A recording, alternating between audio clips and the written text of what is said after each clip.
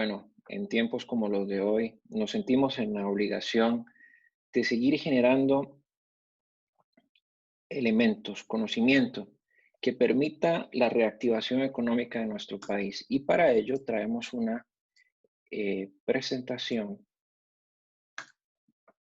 al respecto. Y aquí vamos a hablar sobre la importancia del conocimiento social y el aprendizaje de las organizaciones, con un elemento catalizador, como lo es los recursos.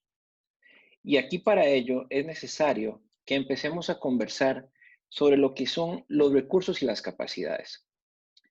Bueno, en cuanto a recursos y capacidades, vamos a ahondar en todo aquello que es valioso para una organización y sobre todo lo que un competidor logra difícil de imitar. Y cuando hablamos difícil de imitar, lo planteamos en el hecho de tal como lo venía conversando la Sonic en el 2020, recientemente en una publicación, que dicha teoría de recursos y capacidades no proporciona ninguna perspectiva de por qué algunas empresas, en lugar de otras, acumulan recursos valiosos e inimitables. Y así las cosas, empezamos a investigar y a ahondar un poco en casos prácticos y en la literatura. Y en 1996, Bruce Kogut y Sander plantean que las organizaciones representan el conocimiento social de coordinación y aprendizaje. Y aquí voy a detenerme unos segundos, que es muy importante. Si su organización carece de los elementos necesarios para aprender a velocidades cada vez más que son necesarios entender en los cambios tecnológicos, ¿cómo podrán trascender y hacerle frente a los retos del entorno?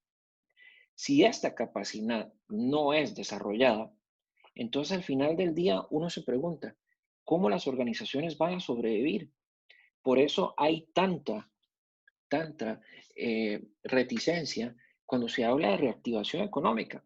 Pues claro, porque no se conoce el camino, no se conoce la vía para hacer que las cosas sucedan. Entonces, en este sentido, en 1991 encontramos que las diferencias organizacionales especialmente se derivaban en las habilidades para generar y ganar desde la innovación, en vez del uso de tecnologías particulares. Y la innovación como tal se veía contemplada como una fuente sostenida en el tiempo, no fácil de imitar, y entre las diferentes empresas iba a haber una guerra por tener los mejores recursos y capacidades. Así las cosas, entonces usted dirá, bueno, ¿y qué pasa con las tecnologías emergentes? Son fáciles de comprender en el tanto la organización tenga la habilidad de absorber nuevo conocimiento, pueda reconfigurar sus recursos actuales en algo nuevo, en algo novedoso. Y aquí entramos en algo que es fundamental, las capacidades dinámicas. Quizás usted lo habrá escuchado en algún momento, y es una teoría que parte de 1997. Y básicamente lo que dice son todas aquellas habilidades de las empresas para integrar, construir, reconfigurar competencias externas e internas para abordar los entornos que cambian dramáticamente. ¿Te suena familiar esto? Hoy hablamos de que en nuestro país va a haber una apertura y luego un cierre, una apertura y luego un cierre. En ese interín, ¿qué tanta velocidad va a tener su organización para transformarse? Yo creo que las personas pueden transformarse, pero es una cuestión de actitud personal y sobre todo de qué tantos deseos se tenga para salir adelante. Así las cosas, dichos autores, Tis y Pisano, argumentaban que una estrategia de una empresa implica entre con comprometerse a una visión de largo plazo o el desarrollo de nuevas competencias.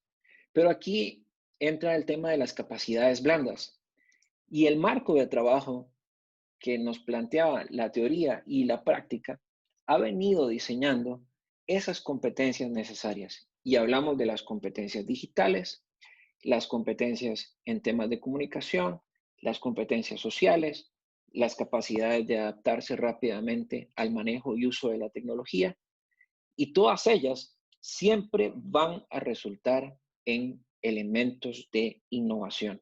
Pero acá, ¿cuál es la capacidad que tenga la organización para movilizar, por ejemplo, los recursos financieros? Y aquí hablemos de recursos financieros en el tanto de que las organizaciones puedan crear incentivos. Esos incentivos dentro de la estructura organizacional van a fomentar la implementación de una estrategia de innovación. Pero acá un derrotero muy natural, la trampa del tiempo. Incluso dentro de la misma industria o de nuestra propia nación o de cualquier país, las capacidades dinámicas siempre han dado resultados positivos en la historia, pero a la vez, dependiendo de la mentalidad de estas personas que estén al frente del desarrollo de nuevos productos y servicios, pueden convertirse en sus peores enemigos, es decir, en inhibidores para el desarrollo de nuevas capacidades. Así las cosas, vamos a hablar de las condiciones sociales de la empresa innovadora.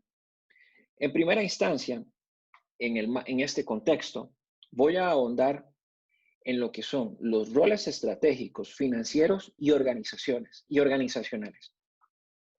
En cuanto al rol estratégico, vamos a hablar sobre el control propiamente y determina cómo los tomadores de decisión seleccionan el construir nuevas posiciones de mercado a partir de los activos que tienen vigentes.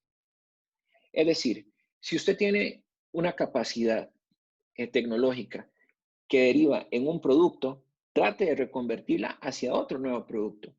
O si tiene una capacidad de infraestructura, ¿por qué no ampliar su portafolio de servicios y migrar hacia nuevos bienes? Un ejemplo de esto, que hoy en día ha dado mucho de qué hablar y ha tenido éxito, es la Universal. La Universal fue concebida como una tienda de una librería, pero ahora vendieron artículos de primera necesidad y eso les dio el suficiente sustento organizacional y financiero para crear incentivos para que la gente fuera a comprarles. Y eso no impidió que sus operaciones se detuvieran del todo. Luego viene otro aspecto natural, que es el compromiso financiero.